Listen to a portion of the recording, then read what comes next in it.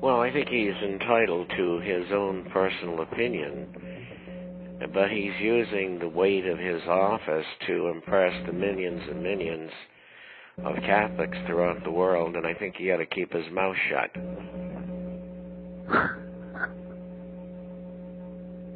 I agree with that 100%. Big I don't think there's any other way to put it. Any head of any religious group that pokes their nose into, matters of commerce and finance, they shouldn't be doing that. That's not their station in life. From a Marine at a Marine embassy in South America, and I refuse to bring forth his location because we don't want to get him in trouble. He comes forth and he says, Mr. Chapman, it is being reported here in our newspapers, local newspapers, that Brazil's central bank is reportedly buying $3.14 billion U.S. dollars, and is this some form of a ploy to booster the American dollar, since General Motors is building a major production facility here in southern Brazil? It could very well be. And, GM brought the business there. That could have been part of the deal as well. From time to time, being called upon to buy dollars in the market in order to help the U.S. dollar. I mean, who knows? But your thinking is correct, and it's the way you have to think, which is outside the box. Anything that you think is possible and conceivable that these people in Washington or in New York City can think of that's doable, they'll do it. I have a couple of IMs here. One is from Mr. Chapman. This is from a Marine wife. She asked me not to say where she's from, but she says, Mr. Chapman, I have a loan with Nationwide Mortgage, and we are presently in our 14th year of payment. We got a notice the other day from Nationwide offering 125% of our house appraised value to instigate a new loan at 4.75%. To me, this is a fraudulent maneuver for us to borrow money that we at the present time do not need. But what gets me is, why is a mortgage company offering to loan money for 125% of the value of the house? That to me is ludicrous. Well, it is, and they're using taxpayer dollars to do that, which makes it even worse. And I think that it's going to come to no good end, because what's happening is, as people get laid off, and there's going to be lots more people laid off, what's going to happen is we're going to see another subprime orgy of failure approaching 50 or 60% again. And, the government should have learned their lesson, but obviously they didn't. And they're trying to pump money back into the economy, thinking if they give you the loan, you'll go out and spend it. And that's what they're up to. I have another comment from a lady in Louisiana. She comes forth and she says, girl, you need to go borrow the 20% and let them have the house, and you walk away with the money.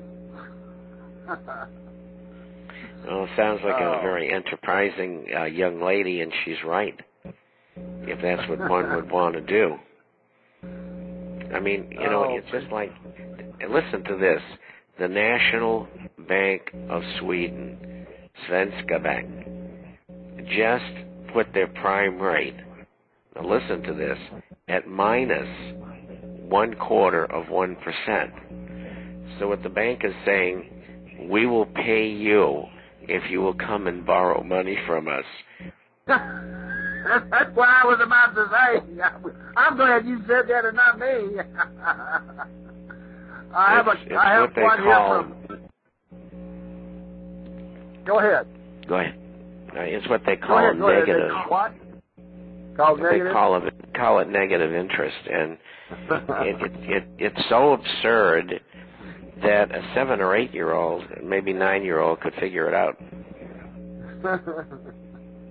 I'm going to write a piece on that. I have a State Department official's wife comes in, a friend of mine. I actually was stationed with her and her husband in Germany back in the 70s. They are now well retired. She comes in and she says, ask Mr. Chapman, is all of this bailout looting, is what we call it, the real reason that food prices are shooting up around the world? Well, I think food has a special problem. First of all, production of food is positively or negatively affected by climate. And we all know it happens sometimes, like this year. The monsoons were late in India and the crops weren't as good. And, for the last 8 or 10 years, Australia's had a terrible drought, and on and on. And so the catalyst for higher food prices are there from a natural occurrence within that industry worldwide. And so that's why prices have continued to go up for food. It's a little bit different when it comes to petroleum products, because there's a finite demand that's driven by consumption, and consumption has been falling. Well, the price of oil fell from $148 down to $36 a barrel. He recently went to 70. It's close to 60 today, 7 or 8 days later. And with the commodities, with the U.S. government in the market, prices are not always what they should be because our government is manipulating the markets. So everything is upside down. It is what they want it to be. There are no laws, no rules anymore. They do what they feel like doing. And one of these days, the whole house of cards is going to fall in, and we're not far away from it. And all those government pension checks are going to stop. A retired Lieutenant Colonel, United States Marine Corps, chimes in and asks, Mr. Chapman, do you give any credence to the verbiage that comes out of Robert Zoellick's confirmation that he feels that this year it remains a very dangerous year for the World Bank? Is that Paul Craig Roberts? No, sir. Well, who did he say?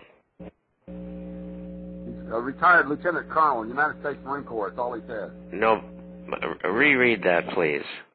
Oh, he said here, do you put any credence with Robert Zoellick's comment that 2009 remains a very dangerous year?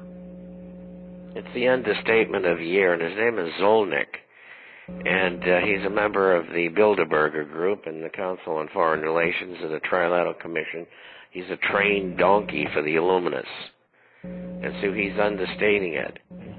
It's going to be a heck of a lot more difficult than what they will tell you. And, of course, you've heard for 2 years that everything's going to be all right, and look where we're at. He follows up with the next question. He says, as dangerous as it looks, do you feel, or does Drew feel, that there's going to be a possible awakening of the American people to the point of violence in the streets? Well, I think that awakening's already there. I think they're waiting to see what's going to happen. And the further we go into unemployment, the more people that lose homes and their cars, their jobs, the more catalyst there is for insurrection. And it's bound to happen unless we can change things within government. If we can't change it, it's going to be in the streets.